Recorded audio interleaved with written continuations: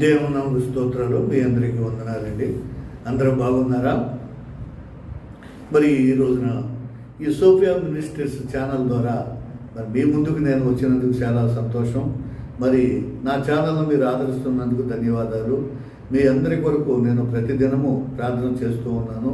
మరి ఈ రోజున ముఖ్యంగా ఏమిటంటే చెప్పేది, ఈ ఛానల్ ద్వారా మరి బైబుల్ సత్యాలు కొన్నింటిని అంటే మీకు తెలియని విషయాలు కాదు, నేను కొన్ని విషయాలు తెలియాలని ఆశపడుతున్నాను. మరి ఆశతో మీరు వింటారని, నన్ను ఆదరిస్తారని నేను మరి ఆశిస్తున్నాను.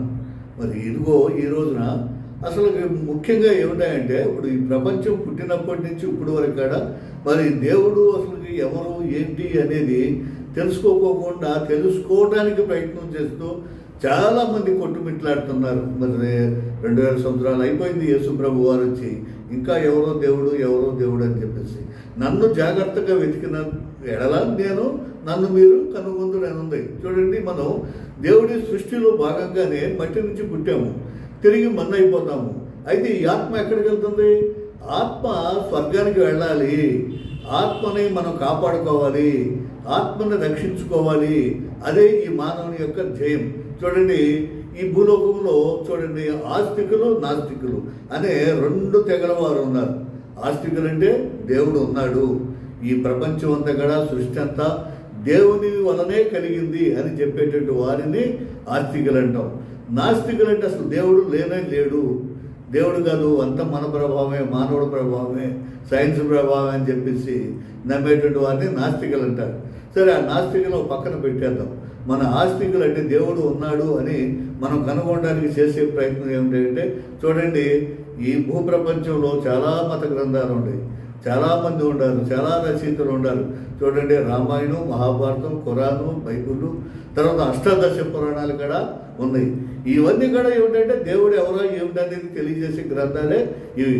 వాటిలో మొట్టమొదటిగా ప్రపంచంలో మొట్టమొదటి అగ్రస్థానంలో ఉండాలి ఏమిటాయంటే ఈ బైబిల్. మరి యోహాను సువార్త 1వ అధ్యాయంలో మనం చూసినట్లయితే, ఆది యందు వాక్యం ఉండెను, వాక్యము దేవుని యొద్ద ఉండెను, వాక్యమే దేవుడై ఉండెను అని చెప్పేసి ఉంటుంది. అంటే ఆది యందు అంటే సృష్టి ప్రారంభంలో, ఈ సృష్టి ప్రారంభించక ముందు వాక్యం ఉంది. దాన్నే మనం ఆది యందు వాక్యం ఉండేనంటే దేవుడు, మరి దేవుని వాక్యం అది. దాన్ని మనం రకరకాలుగా చెప్పుకుంటాం. మనం చూడండి, దేర్ ఇస్ ఎ సౌండ్ అని చెప్పేసి ఇంగ్లీష్లో చెప్తా ఉన్నాం. ఏదేమైనా కానీ ఆది యందు వాక్యం ఉంది. ఆ వాక్యం ద్వారానే సూర్య చంద్ర నక్షత్రాలు, మరి భూప్రపంచం యావత్తు సృష్టి కూడా సృష్టింపబడింది. దాని ప్రభావం వలనే మొట్టమొదటిగా మరి అన్ని సృష్టి జరిగిన తర్వాత ఈ సృష్టినంతటిని వెళ్ళడానికి మరి యెహోవా దేవుడు, ఆ వాక్యమే యెహోవా దేవుడు. ఆ యెహోవా దేవుడు అవ్వ ఆదామును సృష్టించాడు. అవ్వ ఆదామును సృష్టించి మరి వీటినన్నిటినీ భూమి మీద నేను సృష్టించినటువంటి అన్నిటినీ వేలండి అని చెప్పి ఆధిపత్యం ఇస్తే, అప్పుడు సైతాను మరి అవ్వను మోసం చేసి ఆదాముని మోసం చేసి పాపంలో పడవేయటం వల్ల మరి మానవుడు పాపలోకంలోకి పడిపోవడం వల్ల మళ్ళీ తిరిగి ఆ మానవుడిని రక్షించడానికి కానీ ఆ వాక్యమే 14వ వచనంలో ఉంటుంది చూడండి, ఆ వాక్యమే శరీరధారి అయి కృపా సత్య సంపూర్ణుడిగా మన యందు అవతరించాను అని చెప్పేసి చెప్తా ఉంది. మరి ఆ వాక్య శరీరధారి అయి ప్రభు అయిన యేసుక్రీస్తు వారు మరి ఈ లోకానికి వచ్చి మళ్ళీ ఈ పాపాన్ని మనల్ని కడగడానికి, తీసివేయడానికి శిలువ మరణం పొంది మళ్ళీ మృత్యుంజయుడి మళ్ళీ తిరిగి లేచి మరి ఆరోహణమైపోతూ మానవుడు ఎలా జీవించాలి, ఎలా బ్రతకాలి అనేది నేర్పినా వెళ్ళినటువంటి విధానమే ఈ విధానం అంతా కూడా బైబిల్లో ఉందండి. ఇదంతా బైబిల్లో ఉంది. ఈ బైబిల్ చరిత్ర చూసినట్లయితే అసలు బైబిల్ అనే మాటకి గ్రీకు పదం నుంచి వచ్చింది. ఈ బైబిల్ అనేటువంటి మాట గ్రీకు పదం నుంచి వచ్చింది. ఇది బిబ్లోస్ అనేటువంటి గ్రీకు పదం నుంచి ఈ పదం పుట్టింది. దీనికి గ్రంథము అని అర్థం. బిబ్లోస్ అని అంటే గ్రంథము అని అర్థం కనుక గ్రంథం అని అంటారు. ఈ గ్రంథాన్ని మొట్టమొదటి 15వ శతాబ్దంలో జాన్ గూటన్బర్గ్ అనేటువంటి ఆయన అచ్చు యంత్రాన్ని కనిపెట్టి తయారు చేసి ప్రారంభంగా మొట్టమొదటిగా ఈ బైబిల్ని అచ్చు యంత్రం మీద ప్రింట్ చేయడం, ముద్రించడం అనేది జరిగింది. ప్రపంచంలో మొట్టమొదటిసారిగా అచ్చు వేయబడినటువంటి పుస్తకం ఏదైనా ఉంది అంటే అది ఒక బైబిల్ మాత్రమే. ఇది నేను చెప్పే విషయం కాదండి, మీరు తెలుసుకోండి. చరిత్ర చెప్పే విషయం, చరిత్ర తెలియజేస్తుంది. మీరు గూగుల్లోకి వెళ్ళి చూసినా మొట్టమొదటిగా ప్రింట్ చేయబడినటువంటి బుక్ ఏదైనా ఉందంటే గ్రంథం, అది బైబిల్ గ్రంథం మాత్రమే.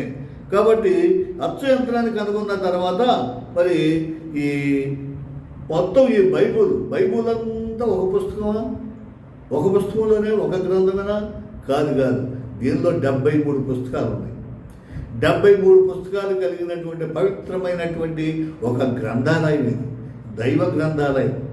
గ్రంథాలయంలో బుక్స్ ఉంటాయి కదా, ఈ 73 పుస్తకాలు కలిగినటువంటిది చాలా పవిత్రమైనటువంటి గ్రంథాలయంగా ఈ బైబిల్ని ప్రపంచ చరిత్రకారులు పేర్కొన్నారు. కాబట్టి బైబిల్ అనేది ఒక పుస్తకం కాదు, 73 పుస్తకాలు గల విలువైన గ్రంథాలయం ఇది. దీనిని ఒక రచయిత రాయడం, చాలామంది రచయితలు ఆయా కాలంలో మరి ఆయా సమయాల్లో ఆయా భాషల్లో మరి చాలామంది రాశారు దీన్ని. క్రీస్తు పూర్వం 10వ శతాబ్దం నుండి మరి క్రీస్తు శకం 1వ శతాబ్దం వరకు, అనగా ఇంచుమించు 11 సంవత్సరాల పాటు ఈ బైబిల్ రచన జరిగిందండి. చూడండి, 11 సంవత్సరాల పాటు, ఇంచుమించు 11 సంవత్సరాల పాటు ఈ బైబిల్ రచన అనేది జరిగింది. కాబట్టి అయితే ఇంత దీర్ఘకాలములో జీవిస్తూ వచ్చిన రచయితలందరినీ, ఈ 11 సంవత్సరాల కాలంలో జీవిస్తూ వచ్చిన రచయితలందరినీ ప్రేరేపించి రచించినటువంటి గ్రంథకర్త మాత్రము దేవుడే. దీనికి గ్రంథకర్త దేవుడే. వీళ్ళని ఎన్నుకున్నప్పటికి కూడా, వీళ్ళు ప్రేరేపించినప్పటికి కూడా, 11 సంవత్సరాలు బైబిల్ గ్రంథాన్ని రాసినప్పటికి కూడా దీని గ్రంథకర్త ప్రేరేపించింది ఎవరంటే దేవుడే రచించాడు. కాబట్టి దీన్ని ఏక గ్రంథంగా పిలిచారు, దైవ గ్రంథంగా పిలిచారు.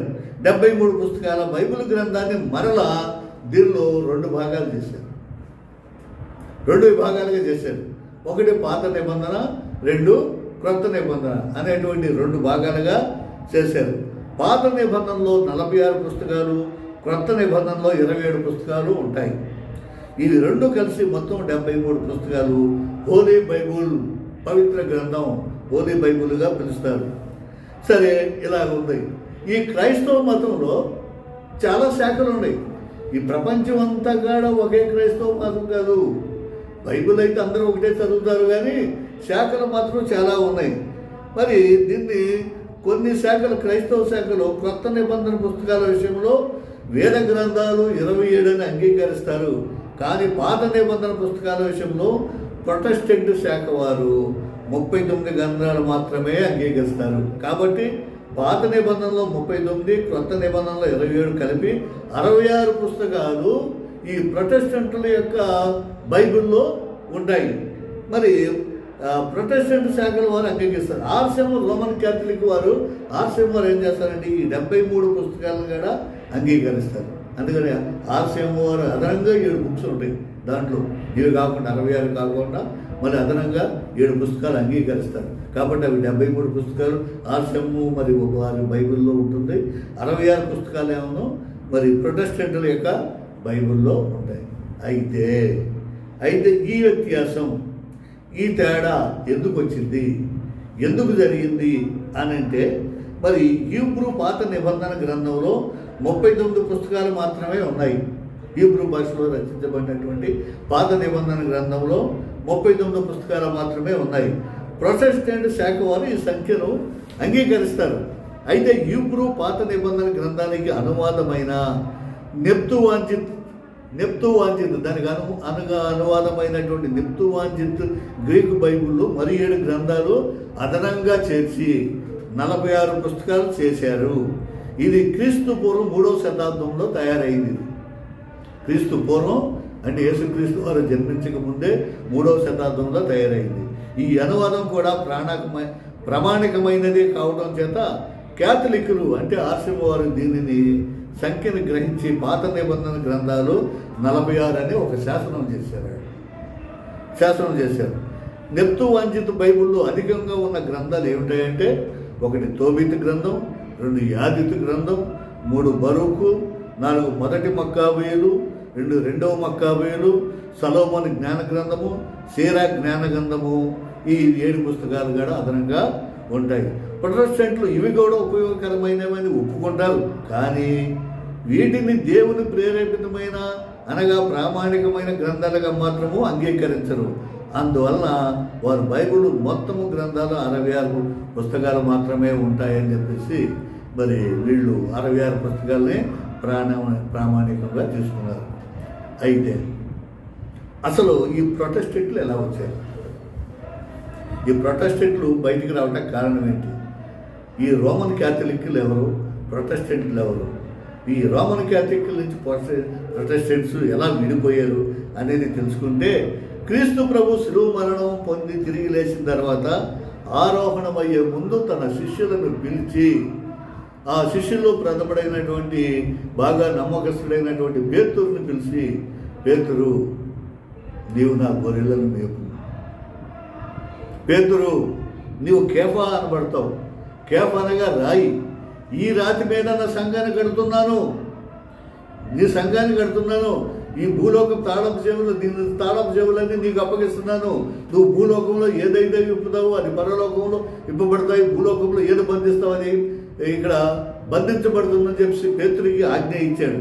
ఇది ఎక్కడున్నాయంటే యోహాను సువార్త 21వ అధ్యాయము 15వ వచనం నుంచి 18వ వచనాల వరకు మనం చదివినట్లయితే మనకు కనిపిస్తుంది.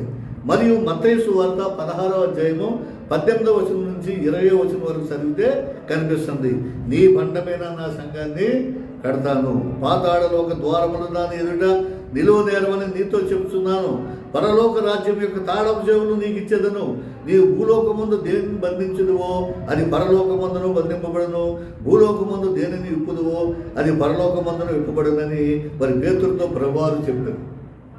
అటు పిమ్మట తాను క్రీస్తునని ఎవరితో చెప్పవద్దని ఆయన తన శిష్యులకు ఖండితముగా ఆజ్ఞాపించాడు. కావున ఈ విధముగా పేతురునకు ప్రభు సర్వాధికారాన్ని అప్పగించాడు. మరియు ఆరోహణ అయ్యే ముందు నాకు ఇహమందును పరమందును, పరలోకమందును భూలోకమందును నాకు సర్వాధికారము ఇవ్వబడి ఉంది.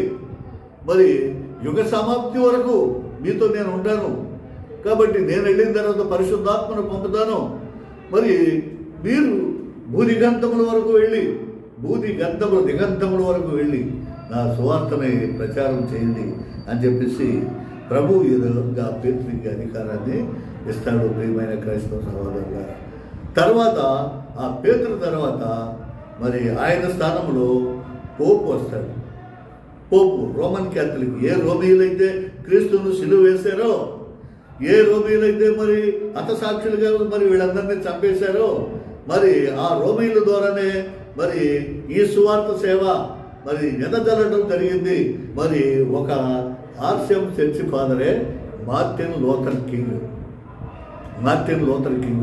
మరి ఆ ఫాదర్గా అక్కడ ఉన్నాడు. ఉండి ఈ మార్టిన్ లూథరు కింగ్ ఏం చేశాడంటే, ఈ అధికారం ఉంది కదా అని చెప్పేసి పోపు వీళ్ళు పేతురికి అధికారం ఉందని చెప్పేసి వాళ్ళు కొన్ని అమెండ్మెంట్స్ చేసుకుంటా వచ్చారు. ఏమిటాయంటే చెవిలో పాప సంకీర్తనం చేయటం. పాప సంకీర్తనం అంటే మరి ఎవరైతే తన పాపాలు చేస్తారో అది గురువు చెవులో చెప్పడం వలన ఆయన ప్రభువుకి ప్రార్థన చేసి మరి పరిహారాన్నిగా ఒక జపమో ఏదో ఒకటి చెప్పడం వల్ల పాపం పరిహారం అయిపోతుంది అనేది చెప్పారు. ఎందుకంటే నువ్వు ఎవరి పాపాలు అయితే క్షమించబడతావో అవి క్షమించబడతావని ప్రభువు చెప్పాడు కదా. దాన్ని వీళ్ళు ఏం చేస్తారంటే అలా చేయటం వలన వీళ్ళు ఏం చేస్తున్నారు, పాపం చేయటం, పాప పరిహార పత్రాలు కొనుక్కోవటం, ఆ పరిహార పత్రాలు జేబులో పెట్టుకోవటం, మరి వాడు ఫుల్గా తాగేయటం, మరి మళ్ళీ పాపాలు చేయటం, ఇలా మొదలు పెట్టడం ఉన్నది. ఈ బైబిల్ కూడా ఈ రోమన్ క్యాథలిక్ మిషన్ దగ్గరే మరి గొలుసుల చేత బంధించబడి ఉండటం, అది ఎవరికి ఎడపోకుండా ఉండటం అనేది జరగటం, వీళ్ళ విధానాలన్నీ కూడా కొన్ని నచ్చక మార్టిన్ లూథర్ కింగ్ ఏం చేస్తారంటే విభేదించి ఇలా కుదరదు, మీరు చేసేది చాలా తప్పు అని చెప్పేసి విభేదించి మరి కొంతమందిని తీసుకుని బయటకు వచ్చేసాడు. అక్కడి నుంచి బయటకు వచ్చిన తర్వాత ఇలా దీన్ని ప్రొటెక్ట్ చేయడం అంటారు. ఎవరైతే ప్రొటెక్ట్ చేసి బయటికి వచ్చారో వాళ్ళు ప్రొటెస్టెంట్లు అన్నారు, మిగిలిన వాళ్ళు క్యాథలిక్లు అన్నారు. ఆ బైబిల్ని కూడా బయటికి తీసుకొచ్చి ఈ 7 పుస్తకాలు కూడా తగ్గించేసి ఇవి అంత మనకు ఉపయోగపడవు అని చెప్పేసి 66 పుస్తకాలు కలిగినటువంటి ఈ బైబిల్ని ప్రొటెస్టెంట్ బైబిల్గా చలామణిలోకి తెచ్చారు. వీళ్ళు మాత్రం ఆ 73 పుస్తకాలనే వీళ్ళు జాగ్రత్తగా వాడుకుంటున్నారు. ఇలాంటి పరిస్థితుల్లో మళ్ళీ కొంతకాలానికి ఏమైందంటే ఈ ప్రొటెస్టెంట్లు బయటకు వచ్చిన తర్వాత వీరి నుంచి మళ్ళీ 42 శాఖలు పుట్టినాయి. అది బాగాలేదు, ఇది బాగాలేదు అని చెప్పేసి ఏళ్లలోనే మళ్ళీ 42 శాఖలు ఉద్భవించి మరి ఎవరిగానే ఇంకొక సంఘాన్ని అప్పుడే ఈ సంఘాలన్నీ కూడా బయటకు వచ్చినాయి. సిఎస్ఐ అని, సిబిఎం అని, పెంతుకోస్తు అని, రెక్టన్ సైన్ అని ఇవన్నీ కూడా రకరకాలుగా బయటకు వచ్చినాయి. మరి నేడైతే చాలా సంఘాలు వస్తున్నాయి, చాలా సంఘాలు బయటకు వచ్చి ప్రచారం చేసుకుంటాయి. అయితే ఏది ఏమైనా ప్రకటించేది మాత్రం యేసుక్రీస్తు ప్రభువు మాత్రమే. యేసు ప్రభు వలనే మరి నేనే మార్గాన్ని, సత్యాన్ని, జీవాన్ని, నా ద్వారా తప్ప ఎవడనూ పరలోక రాజ్యానికి వెళ్ళలేడని చెప్పి ప్రభు కరాఖండిగా చెప్తున్నాడు. మరి నా ద్వారా నేను నాలో అసత్యం ఉందని, నాలో దోషం ఉందని ఎవరైనా నిరూపించగలరా అని చెప్పి ప్రభు అడుగుతున్నాడు. ఎంతవరకు అది జరగలేదు. కాబట్టి ఎన్ని సంఘాలు ఉన్నప్పటికీ ఆత్మల రక్షణార్థమై ప్రతి ఒక్కరూ మరి ఆత్మలు కాపాడడానికి సంఘాలు ఏర్పాటు చేసుకుని ఈ బైబిల్ని నడిపించుకుంటున్నారు. అయితే ప్రియమైన క్రైస్తవ సహోదరులారా, క్రీస్తు శకం సుమారు 70వ సంవత్సరంలో రోమన్ ప్రభుత్వం యూదులను చిత్రహింసలకు గురి చేసి వారిని చంపి నానా హింసలకు గురి చేసినప్పుడు కొందరు చంపబడ్డారు. 70వ సంవత్సరంలో క్రీస్తు శకం సుమారు 70వ సంవత్సరంలో ఈ యూదులందరూ ఏం చేశారంటే ఈ క్రీస్తు ప్రభు అంట మళ్ళీ బ్రతికాడంట, మళ్ళీ ప్రబలం అయిపోతుంది రాజ్యం అని చెప్పి క్రైస్తవులు ఎవడ ఉంటాకి లేదు, చంపేయండి అని చెప్పేసి ఆజ్ఞ జారీ చేసేసరికి దొరికినోడిని చంపడం, మరి కొంతమంది కొండ గృహంలో దాక్కుని ప్రార్థన చేయటం, మరి కొంతమంది పారిపోవడం ఇలా చేశారు. ఇలా కొంతమంది పారిపోయారు. అక్కడి నుంచి పారిపోయేసరికి ఎన్నో శ్రమలకు వచ్చి కొద్దిమంది మాత్రం యెరూషలేములో ఉన్నారు. ఆ తర్వాత ఒక 20 సంవత్సరాల తర్వాత క్రీస్తు శకం 90వ సంవత్సరంలో పాలస్తీనాలోని మిగిలిపోయిన యూదులందరూ ఒక సమావేశమయ్యారు. క్రీస్తు శకం 90 సంవత్సరంలో పాలస్తీనాలో మిగిలిపోయిన వాళ్ళందరూ కూడా అబ్బాయి ఇలా ఎంతకాలం బిక్కుమని బ్రతుకుతాం, ఏం చేస్తాం అని చెప్పేసి ఒక సమావేశం ఏర్పాటు చేసుకున్నారు. ఆ సమావేశాన్ని జామ్నియా యూదుల కౌన్సిల్ అని అంటారు. జామ్నియా యూదుల కౌన్సిల్, ఒక కౌన్సిల్ ఏర్పాటు చేసుకుని వీరు యూద మత గ్రంథాల్లో 39 పుస్తకాలు ఎంపిక చేసి 39 పుస్తకాలు ప్రామాణికమైనవి, మిగిలినవి ప్రామాణికమైనవి కావని నిర్ణయించారు. ఈ 39 పుస్తకాలు క్యాథలిక్ పోపులు ఆర్సెమవారు పై 7 పుస్తకాలను కూడా కలిపి అవి కూడా ప్రామాణికమైనవి అంగీకరించి పాత నిబంధనలో మొత్తం 46 పుస్తకాలు చేర్చారు. ఈ 7 పుస్తకాలు కలుపుకుని మొత్తం 46 పుస్తకాలు చేసుకున్నారు. ఆ విధంగా పాత నిబంధన, క్రొత్త నిబంధన 27 పుస్తకాలు, మొత్తం 73 పుస్తకాలు బైబిల్ అయింది ఈ రోమన్ క్యాథలిక్ వారికి. కానీ మార్టిన్ లూథర్ తనకు నచ్చనవి, ఈ అంత ఉపయోగం లేదు అని చెప్పినటువంటి 7 పుస్తకాలని తీసివేసి బైబిల్లో 66 పుస్తకాలే అని ఆయన నిర్ణయించాడు. ఈ రకంగా ప్రొటెస్టెంట్ బైబిల్ అని 73 పుస్తకాల క్యాథలిక్ బైబిల్ అని ఇప్పుడు వరకు నేటి వరకు వ్యవహరించుకోవడం అనేది జరిగింది. ఈ రకంగా బైబిల్ అనేది వస్తుంది. ప్రియమైన క్రైస్తవ సహోదరులారా, మరి ఈ రకంగా బైబిల్ క్యాథలిక్ ప్రొటెస్టెంట్లు ఎలా పుట్టుకొచ్చారు, ఎలా బైబిల్ అనేది ఉంది అనేది మనం ఇప్పుడు వరకు తెలుసుకున్నాం. తర్వాత ఈ ఒక్కొక్క గ్రంథాన్ని, ఒక్కొక్క పుస్తకాన్ని ఏ కాలంలో ఎవరు రచించారు, దాని రచయితలు ఎవరు, దాని పూర్వోత్తరాలు, పుట్టుపూర్వోత్తరాలు అంటే అవన్నీ మొదలగు విషయాలన్నీ కూడా మరి వచ్చే సంచికలో, వచ్చే ఎపిసోడ్లో నేను మీకు తెలియజేస్తాను. మరి నేను చెప్పినటువంటి విషయాలను మీరు ఇక్కడ పరిశీలన చేసి ఆ ఛానల్ని సోఫియా జోసెఫ్ మినిస్ట్రీస్ ఛానల్ని ఆదరిస్తారని తెలియజేస్తూ మరి నమస్కారం చేస్తున్నాను.